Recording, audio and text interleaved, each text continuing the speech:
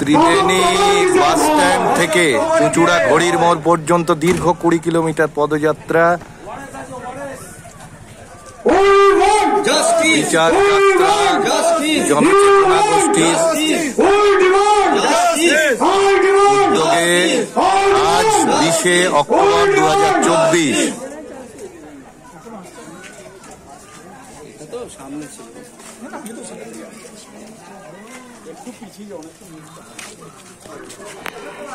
এলাকাবাসীর কাছে আমাদের অনুরোধ, ত্রিবেণী অটো স্ট্যান্ড থেকে আমাদের বিচার যাত্রা এগিয়ে আসছে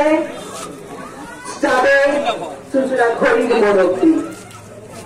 যারা এখনো তিলোত্তমার জন্য রাস্তায় নামেননি বা প্রতিবাদ করতে চেয়েও প্রতিবাদ করতে পারেননি, তারা আসুন আমাদের এই পদযাত্রায় পা মেলান।